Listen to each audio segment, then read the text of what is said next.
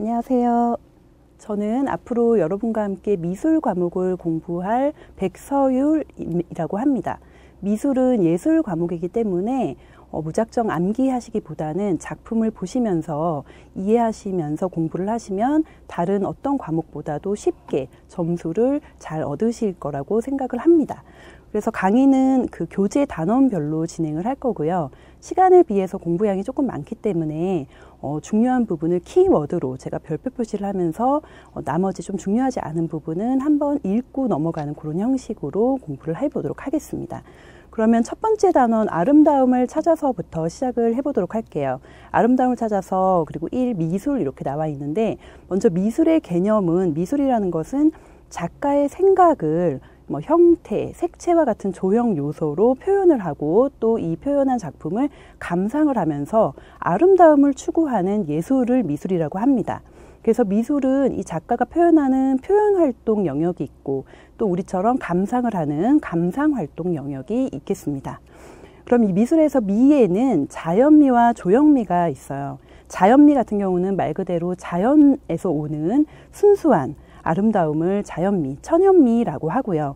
그리고 조형미 같은 경우는 사람이 인공적으로 만들어 오는 조형물에서 오는 인공미를 조형미라고 합니다. 그래서 이 조형미를 좀 잘 알아주세요. 조형미라는 것은 인공적인 아름다움이다. 그리고 이제 자연미와 조형미의 조화도 있겠고요. 그리고 우리나라의 조형미 같은 경우는 자연과의 조화를 좀 중시를 하고 곡선을 좀 더 중요시했고 또 온화함이 있는 반면에 서양의 조형미 같은 경우는 합리적이고 인간 중심적이고 그리고 직선을 많이 썼고요. 그리고 좀 동양의 우리나라의 조형미보다는 조금 더 기능적인 그런 특징이 있습니다.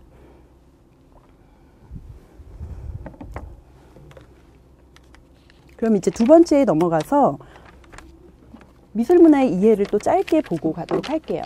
그 미술문화의 이해에서 전통미술과 현대미술의 특징을 좀 짚고 넘어가 볼게요. 전통미술은 우리 고유의 풍속이나 생활 양식이 반영이 많이 됐고요. 그리고 자연과의 조화가 특징이고 그리고 실생활과 밀착된 그런 조형물이 많습니다. 그런데 현대미술 같은 경우는 전통미술의 계승 을 하면서 좀 더 창의적으로 발전을 한 그런 특징이 있고 또 이 현대미술이 앞으로는 새로운 전통미술이 되겠죠. 그래서 새로운 전통의 창조와 또 세계에서 우리 문화 가치의 이해를 널리 알려야 되는 그런 또 사명감도 있습니다. 그 미술 같은 경우는 미술의 활용은 한 번만 읽어주시면 되는데요. 삶에 활력을 주고 아름다운 것이기 때문에 그리고 좀 더 나은 문화적 환경을 조성을 하고 그리고 생활용품이나 주거 환경까지 폭넓게 아주 활용이 되고요. 그리고 지친 일상에서 창조하는 그런 즐거움을 주는 그렇게 또 활용이 됩니다. 그러면 바로 2단원 표현하는 즐거움으로 넘어가 보도록 할게요.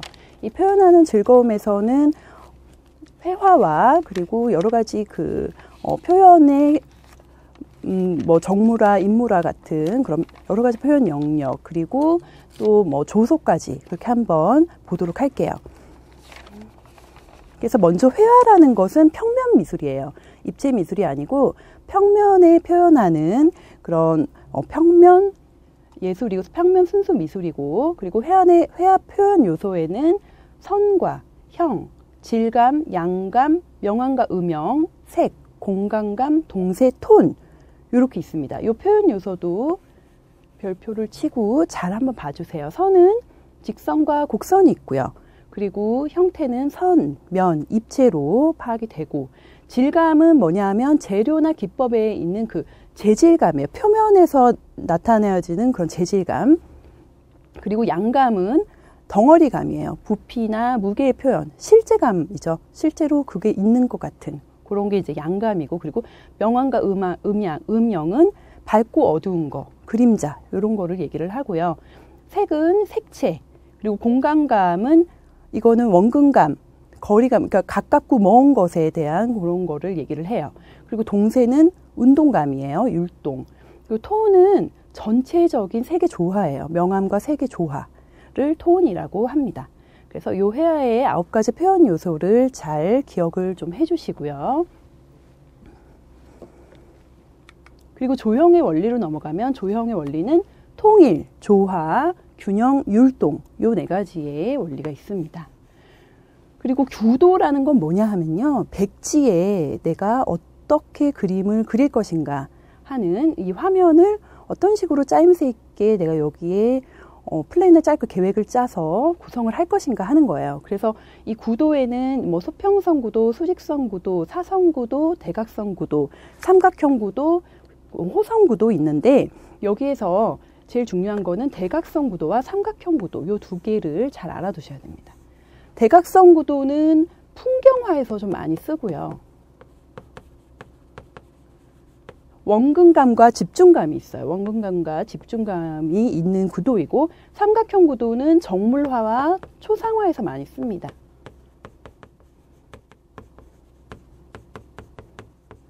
초상화 중에서도 여기 반, 흉상까지 일 때 이 삼각형 구도를 많이 써요. 안정감과 통일감의 특징이 있습니다. 안정감과 통일감.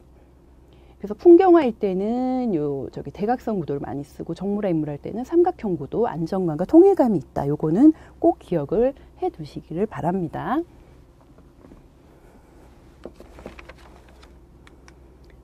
그리고 회화의 분류 같은 경우는 재료에 의해서는 단색화, 한 가지 색으로 그린다는 거예요. 다른 말로 소묘라고도 해요. 그래서 단색화 그리고 여러 가지 색으로 그리는 채색화 이렇게 분류가 되고 또 무엇을 그릴 것인가 제재, 즉 대상에 의해서는 사생화, 직접 보고 그리는 그림이에요. 그리고 구상화는 상상해서 그리는 그림, 생각해내서 이야기 그림 상상화, 뭐 종교화 이런 그림이고요. 그리고 임화 같은 경우는 다른 사람이 그림을 보고 그린 그림.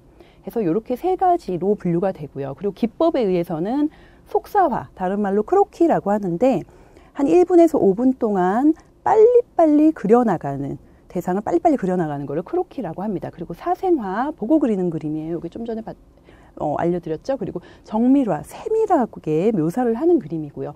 상상화, 상상해서 그린 그림, 판화는 찍어서 그리는 간접 그림이에요. 직접 종이에 그리는 것이 아니고 어떤 판에 파거나 뭐를 그려가지고 그거를 종이에 찍는 그런 그림을 판화라고 합니다. 그리고 채색에 의한 분류는 뭐 수채화, 담채화, 유화 이렇게 되는데 수채화 같은 경우는 물을 써서 수채, 그 물에 의해서 그림을 그리는 것이고 그리고 담채화 같은 경우는 수묵담채화에서 왜 먹으로 이렇게 외곽선을 그리고 안에 옅게 채색하는 거 그거죠. 그래서 옅게 채색한 담채화 있고 유화 같은 경우는 기름과 함께 물감을 유화 물감을 기름과 함께 해서 그리는 그림을 말을 합니다. 그리고 지역에 따른 분류로는 동양화, 서양화 이렇게 있습니다. 그럼 이제 바로 소묘로 넘어가 볼게요. 조금 전에 재료에 의한 분류에서 단색화를 소묘화라고 했죠. 그래서 소묘는 단색화예요. 한 가지 색으로 대상의 형태나 어떤 명암, 양감, 뭐 운동감 이런 것들을 다 표현을 하는 거예요. 그래서 요거 같은 경우는 미술 활동, 그 조형 활동의 아주 기초 훈련 과정의 또 하나입니다. 그리고 작품의 밑그림이 되기도 하고요. 스케치가 되기도 하고 그렇지만 또 이 자체가 소묘 자체가 독립적인 완성 작품이 되기도 합니다. 그러면은 이 소묘의 종류를 보면요. 스케치는 채색화의 밑그림이죠. 밑그림이 있고 또 정밀묘사는 이 연필 뭐 한 가지의 연필이나 목탄이나 뭐가 됐건 한 가지로 아주 자세하고 정밀하게 표현을 하는 그걸 정밀묘사라고 하고요. 크로키, 조금 전에 제가 말씀드린 거 빨리빨리 1분에서 5분 사이에 대상을 빨리빨리 그려나가는 걸 크로키라고 하고 데생은 어떤 대상을 정확한 형태, 명암, 양감, 질감, 동세 같은 거를 이 단색화 연필 예를 들면 이런 걸로 아주 자세하게 표현을 하는 것을 정확하고 자세하게 표현하는 것을 데생이라고 합니다. 그럼 이 데생에 제가 이미지를 하나 준비를 했어요. 요거 같은 경우 연필 데생인데 덩어리감, 뭐 명암, 뭐 양감 모든 게 잘 표현이 됐죠. 동색까지 요거를 데생이라고 합니다.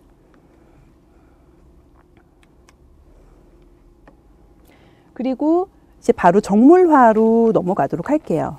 정물화 같은 경우는 우리 주변에 있는 기물, 기물을 뭐 꽃이나 과일, 뭐 기물 이런 주변에서 구할 수 있는 걸 소재로 해서 그리는 그림을 정물화라고 해요. 그래서 얘네는 움직이지 않기 때문에 그리고 내가 어떤 걸 그릴지 선택을 할 수 있기 때문에 배치가 자유롭고 또 어디에 놓을지도 선택할 수 있기 때문에 광선 조절이 쉽죠. 광선, 빛의 조절이 쉽죠. 커튼을 내가 칠 것인가 아니면은 뭐 거들 것인가, 빛이 완전히 있는 곳에 놓을 것인가, 좀 어두운 곳에 놓을 것인가 이런 게 자유롭기 때문에 빛의 조절이 쉽고 또 오랫동안 관찰이 가능합니다. 그리고 실내에서 그리기 때문에 날씨나 장소에 구애를 받지 않죠. 이 정물화를 표현할 때는 빛의 방향에 따른 명암 변화를 잘 줘야 되고 또 질감과 양감의 유의를 해야 되고요. 공간감을 표현해야 돼요. 그래서 배경을 좀 자연스럽게 표현을 해야 됩니다. 정물화의 구도, 아까 제가 말씀드린 삼각형 구도가 가장 대표적이고 안정된 그런 구도라고 할 수 있어요. 그래서 정물화는 마른 목골 구도, 삼각형 구도, 타원 구도, 역삼각형 구도인데 여기서 삼각형 구도를 좀 잘 봐주시면 되겠습니다.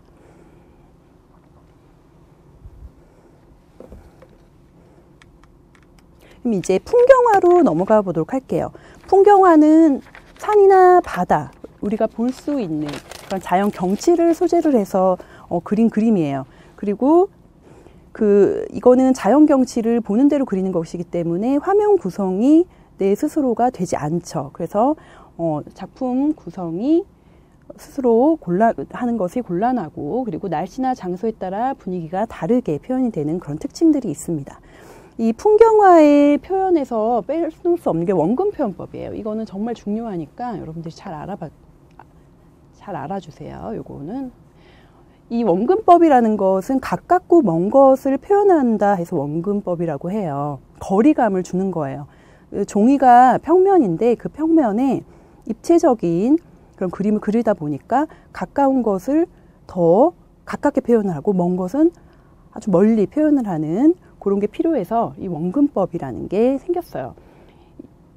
두 가지가 있는데 색채 원근법하고 투시 원근법이 있어요. 색채 원근법은 말 그대로 가까이 있는 것은 좀 진하고 선명하게 그리고 멀리 있는 것은 옅고 흐리게 그려서 가깝고 먼 것을 조금 이렇게 차이를 두는 거를 색채 원근법이라고 하고, 그리고 투시 원근법은 다른 말로 선 원근법이라고 해요. 선 원근법. 이거는 뭐냐 하면 대상을 어떤 일정한 그런 시점에서 보고 그거를 평면에 옮기는 방법이에요. 그러니까 입체 배경을 어떤 평면에 옮길 때 사용하는 이 원근법인데 이제 공간적인 입체감을 좀 느끼게 할 수 있고 스케치에서부터 그리고 멀고 가까움을 표현하는 거에 굉장한 효과가 있습니다. 여기에는 소실점이라는 게 나와요. 이 소실점이라는 것은 뭐냐 하면 물체의 연장선을 쫙 이렇게 연장했을 때 한 곳으로 모이는 지점, 그 점을 소실점이라고, 이 소실점이 바로 보는 사람의 눈의 높이와 같고요. 그리고 수평선이나 지평선상에 생기는 그런 거를 이제 소실점이라고 합니다. 그래서 이 소실점수에 따라서 이제 1점 투시, 2점 투시, 3점 투시 이렇게 되고, 또 어떤 높이에서 봤냐에 따라서 중심 투시, 앙시 투시, 조감 투시 이렇게 구분이 되는데, 이 소실점에 따른 투시 원근법은 제가 잠깐 그림을 그려서 좀 설명을 하도록 할게요.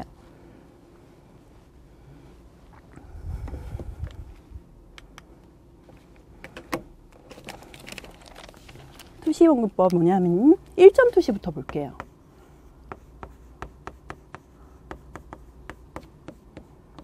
만약에 건물이 하나 있다고 생각을 하면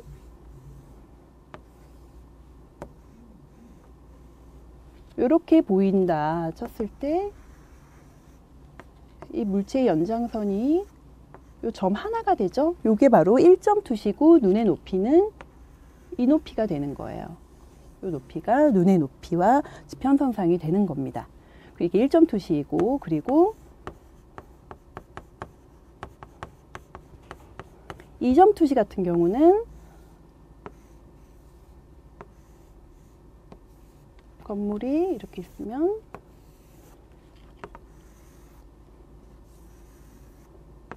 소실점이 두 개가 생기죠. 2점 투시, 그리고 눈의 높이는 여기가 되는 거예요. 이게 2점 투시고요. 그리고 3점 투시 같은 경우는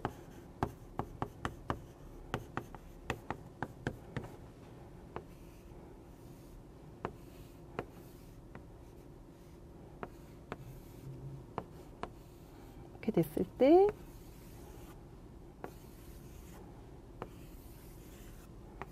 끝까지 갔어. 점 하나, 여기, 그리고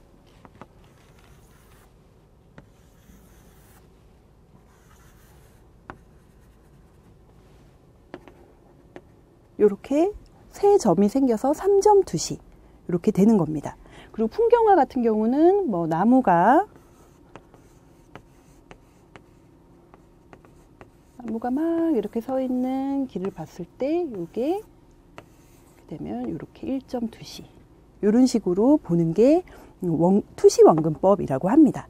그래서 뭐 이거를 완벽히 달달 외우실 필요는 없고 요런 게 투시 원근법이구나. 그리고 소실점이라는 것이 물체의 연장선이 만나는 점을 얘기를 하는구나. 그 정도만 알아두시면 되겠습니다. 그럼 이제 인물화로 넘어가 보도록 할게요. 인물화의 표현 요소로는 비례, 균형, 그리고 동세, 또 자세, 사람을 그린 것이기 때문에, 그리고 또 표정 이렇게 있습니다. 그리고 인물화의 구도도 역시나 삼각형 구도를 많이 쓰고요. 그리고 서 있는 이런 입상을 그릴 때는 사선 구도도 많이 씁니다. 특히 이렇게 옆모습 같은 걸 그릴 때 그 사선 구도도 많이 쓰고요. 인물화의 분류는 어디까지 표현할 것인가에 따라서 두상화, 여기죠. 목 위로 표현하는 게 두상화, 그리고 가슴 위로 표현하는 걸 흉상화, 허리 위로 반전신상화, 그리고 몸 전체를 표현하는 거를 전신상화라고 하고요. 자세에 따라서 앉았는가, 섰는가, 누웠는가, 좌상, 입상, 와상 이렇게 또 표현을 합니다. 그리고 대상에 따라서 자기 스스로를 그리는 걸 자화상, 그리고 다른 사람의 얼굴을 그리는 걸 초상화, 그리고 어떤 종교적인 인물을 그리는 것을 종교화, 그리고 또 역사에 대한 그런 인물을 그리는 걸 역사화, 그리고 실생활, 일반 사람들의 실생활을 그리는 것을 풍속화, 이렇게 대상에 따라서 나누어집니다.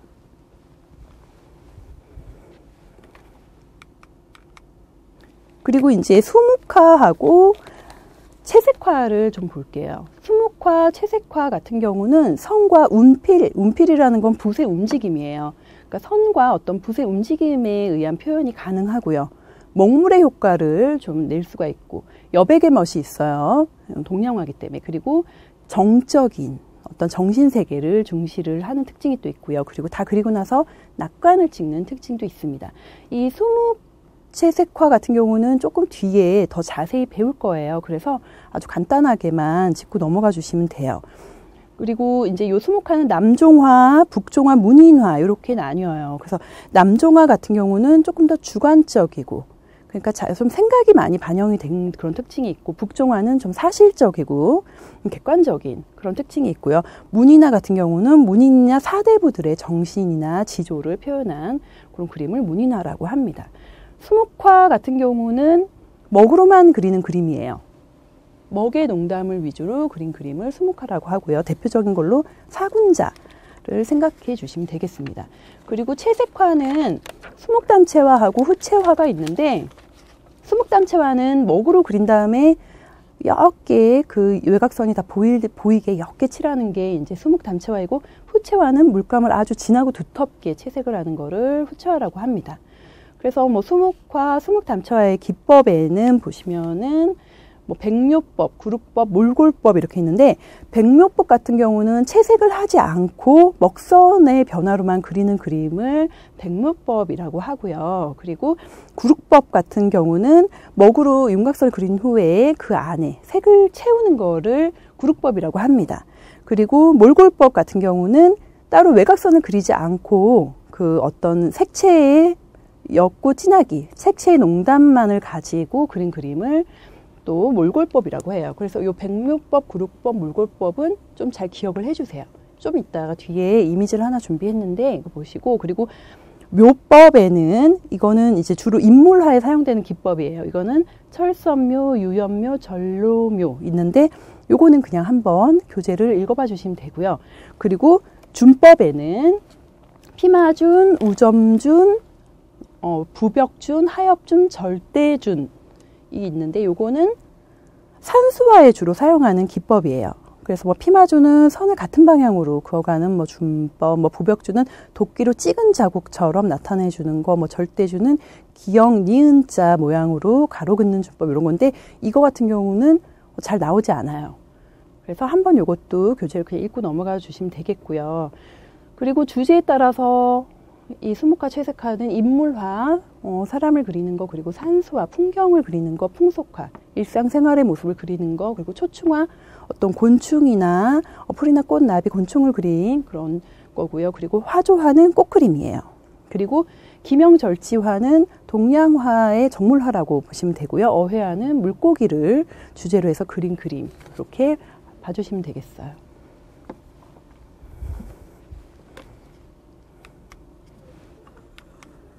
여기 보면은 백모법 같은 경우는 그냥 먹으로만 이렇게 그린 외곽선을 그린 그림이고, 그리고 구룩법은 외곽선을 그리고 안에 채색을 한 그런 거예요. 그리고 몰골법은 요걸 보시면 돼요. 세 개의 엮고 진하기로만 형태를 나타낸 거예요. 따로 외곽선을 그리지 않고. 이 정도로 봐주시면 되겠습니다. 조소는 입체 미술이에요. 입체로 표현되는 순수 미술이고, 그리고 조각과 소조를 합친 말입니다. 그래서 조소의 특징으로는 3차원적인 입체성, 그리고 공간, 물질성, 또 구조성, 이런 특징들이 있고요. 그리고 조소의 종류에는 딱딱한 재료를 밖에서부터 안으로 파내면서 모양을 만드는 조각이 있고요. 그리고 무른 제조를 이용해서 안에서부터 밖으로 붙여서 형태를 만드는 소조, 이렇게 두 가지가 있습니다. 그리고 또 표현 형태에 따라서는 환조, 부조, 투조, 심조, 선조 이렇게 있고요. 요거는 뒤에 가서 조금 더 자세하게 보도록 할게요.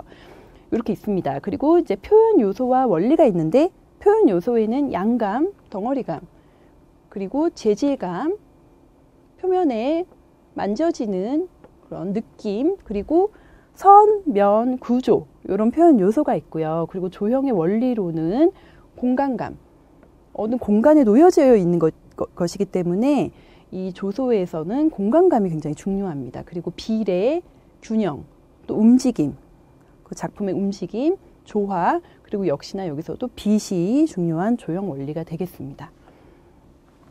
그러면 이제 넘어가서 조각과 소조를 조금 더 자세하게 살펴보도록 할게요. 조각 같은 경우는 단단한 재료를 겉에서부터 안쪽으로 쪼개거나 깎아서 표현을 하는 거예요. 그렇기 때문에 수정과 보완이 어렵겠죠. 또 재료에 따라서 조각칼 같은 그런 도구를 다 다르게 선택을 해야 되고요. 재료에 따라서는 돌을 쪼개서 만드는 석조, 목조, 그리고 뭐 금속조도 있고요. 그리고 석고를 굳혀서 또 쪼개서 만든 석고, 그리고 시멘트 이렇게 있습니다. 근데 여기서 이제 석조의 그 과정, 제작 과정, 그리고 석조용 도구, 요게 이제 교재에 잘 나와 있어요. 그런 거를 한번 좀 중요하게 봐주시면 되겠습니다. 그럼 이제 소조로 한번 넘어갈게요. 소조 같은 경우는 무른 재료를 안에서부터 밖으로 붙여가면서 표현하는 것이기 때문에 수정 굉장히 쉽고요. 그리고 보완도 용이합니다. 또 질감 표현이 잘 돼요. 무른 재료이기 때문에 내가 어떠한 질감으로 표현할 것인가 하는 그런 게 좀 쉽게 되고요. 그리고 이 재료에 따른 종류가 있는데 요거를 좀 중요하게 봐주세요. 이 소조의 재료에 따른 종류에는 테라코타, 청동, 다른 말로 브론즈라고 하는 거, 그리고 찰흙소조, 금속조, 또 기타 석고나 시멘트의 소조가 있는데, 여기서 중요한 게 이 테라코타와 청동, 브론즈 이 두 개를 잘 봐주시면 되겠습니다. 테라코타 같은 경우는 찰흙으로 형상을 만든 다음에 초벌구이까지 한 거, 그거를 테라코타라고 해요. 그리고 청동 같은 경우는 틀을 만들고 먼저 원형을 만들어서 거기에 이제 본을 뜨고 그 틀 속에 녹인 청동을 부어서 식혀서 그걸 그대로 꺼내서 만드는 거를 이제 청동, 다른 말로 브론즈라고 합니다. 그래서 이 두 개를 비교해서 나오는 문제들이 좀 나오기 때문에 잘 기억을 해주세요. 그리고 찰흙소조는 찰흙이나 유토를 사용해서 만든 것이고, 금속조는 금속의 재료를 주조나 용접 같은 방법으로 표현을 한 거고, 또 기타 뭐 석고나 시멘트를 반죽을 붙여서 만드는 그런 소조도 있습니다. 그러면 뒤에 제가 이미지를 준비를 했어요. 그래서 테라코타하고 브론즈를 좀 보도록 할게요. 요게 찰흙으로 형상 만들고 초벌구이까지 한 테라코타이고, 요게 바로 청동, 다른 말로 브론즈라고 하는 것입니다. 그래서 틀을 먼저 만들고 그 틀에 녹인 청동을 부어서 식혀서 만든 것을 브론즈라고 한다는 걸 잘 기억을 해주세요. 그럼 이제 부조로 넘어가 보도록 할게요. 이 부조 같은 경우는 한쪽만 입체인 거예요. 환조는 사방에서 다 볼 수 있는 거였다면, 부조 같은 경우는 이 손 모양의 만약에 소조품이 있으면 이걸 다 보는 게 아니고 이쪽만 딱 볼 수 있게 뒤에 판을 딱 대서 요 정면만 볼 수 있게 하는 것이 이제 부조이고요. 이 부조는 양각과 음각이 있습니다. 튀어나오게 표현할 것인가 아니면 들어가게 표현할 것인가, 그거에 따라서 양각과 음각으로 또 구분이 되고, 면의 높이에 따라서, 입체 면의 높이에 따라서 저부조, 중부조, 고부조 또 이렇게 표현이 됩니다. 그리고 심조 같은 거는 이제 무늬를 오목하게 파서 나타내는 거를 또 심조라고 하고요. 투조는 뭐냐 하면 부조 기법이긴 한데, 아까 이렇게 붙여버려가지고 이쪽에서만 가능하게 했다 그랬잖아요. 근데 투조는 이 표현하고자 하는 그 바깥 부분을 다 파내버려요. 그래서 앞면과 뒷면, 양면에서 모두 감상이 가능하게 하는 것을 투조라고 합니다. 이렇게 봐주시면 되고, 그리고 환조. 환조는 완전한 입체물이죠. 그래서 완전한 입체 소조로 사방에서 감상이 가능하고요. 그리고 환조의 분류는 그 인물 표현의 범위에 따라서는 마스크, 여기에 얼굴 안에까지 하는 걸 마스크, 그리고 목 위로 두상, 가슴 위로 흉상, 허리 위로 반 전신상, 그리고 모든 몸의 전체 전신상, 그리고 토르소. 토르소는 뭐냐 하면요, 몸인데 이렇게 목 위로, 그리고 팔, 다리가 없는 딱 요 몸통만 있는 것을 토르소라고 해요. 그래서 토르소도 한번 이미지를 찾아보시면은 아, 요거구나 하고 한 번씩은 다 보셨을 만한 작품이 나올 거예요. 그래서 요거 좀 잘 기억을 해주시고, 그리고 자세에 따라서는 또 뭐 입상, 서 있는 거죠. 좌상, 앉아 있는 거. 방가상은 다리 한쪽 올리는 걸 얘기를 해요. 그리고 와상은 누워 있는 자세를 얘기를 합니다. 환조도. 그리고 교재에서 보시면은 그 찰흙환조의 석고형 뜨기라고 그 과정이 나와 있어요. 그 과정도 한번 쓱 읽으시면은 이해가 되실 거예요. 그래서 그것도 잘 한번 읽어 주시고요. 그럼 이제 현대조소하고 환경조소를 좀 볼게요. 현대조소 같은 경우는 요즘은 재료를 엄청 다양하게 쓰고 있고요. 또 기술이, 여러 가지 기술이 도입이 되면서 또 많은 오브제를 사용을 할 수 있게 되었고요. 그리고 자연환경과의 조화도 많이 생각을 하는 그런 특징이 있습니다. 그래서 현대조소의 종류에는 이제 모빌은 움직이는 조각이에요. 어린아이들 이렇게 눈 움직임 도와주려고 막 매달아 놓잖아요. 그것도 모빌이거든요. 그래서 모빌, 움직이는 조각을 얘기를 하고요. 이거는 움직임에 대한 외형의 변화태와 다양한 조형미를 보여주는 그런 특징이 있습니다. 그리고 스테빌 같은 경우는 뭐냐 하면 이거는 추상 그 조각이에요. 추상 조각. 그래서 좀 뭔가 뭘 표현한 걸까 알 수 없는 뭐 직선으로 막 여러 개를 엮어놨다던가 그런 작품을 보셨을 거예요. 그거를 이제 추상 조각 스테빌이라고 하고요. 대지 미술 같은 경우는 산이나 어떤 사막, 해변 같은 곳에 이제 땅을 파거나 지면에 선을 새기거나 천을 설치해서 표현을 하는 거를 이제 대지 미술이라고 하고요. 그리고 집합 예술, 다른 말로 아상블라주라고 하는 것이 있는데, 이거는 폐품이나 여러 물건들을 사용해서 이제 작품을 만든 거예요. 그래서 조각의 꼴라주가 여러 가지 재료를 막 붙여서 표현하는 꼴라주라고 하거든요. 그래서 조각에서의 꼴라주라고 보시면 되겠습니다. 그리고 네온 조각과 라이트 아트는 네온 사인 형광등, 뭐 빛의 효과를 최대한 이용을 해서 시각적인 이미지를 창출해 내려는 작품을 얘기를 합니다. 그리고 이제 마지막으로 환경조소를 볼게요. 환경조소 같은 경우는 기능이 우리의 주거 환경을 가꾸고 또 효율적으로 활용을 할 수 있도록 하는 기능이 있고, 그리고 우리 주거 환경을 좀 개선을 하는 거기 때문에 정서적인 안정과 휴식 공간을 제공을 하는 또 기능이 있고, 그리고 정신 세계를 풍요롭게 하고 우리 환경 문화를 개선시키는 중요한 기능이 있습니다. 그래서 환경 조소의 종류에는 야외 조각, 저희 아파트 단지에 보면 요즘에 야외 조각 하나씩은 다 있죠. 그래서 그런 야외 조각이 있고, 또 환경을 소재로 한 조소로는 뭐 석굴암 본존불상이나 바위 조각 같은 것도 또 환경 조소에 속하겠어요. 그리고 여러 가지 또 자연이 매체가 되는 그런 조소를 환경 조소라고 볼 수가 있습니다. 그래서 여기까지 저희가 이제 첫 번째 그리고 두 번째 단원 공부를 했고요. 다음 시간에 세 번째 단원 그리고 네 번째 단원의 일부를 좀 공부를 해보도록 하겠습니다. 그럼 여기서 마치겠습니다. 감사합니다.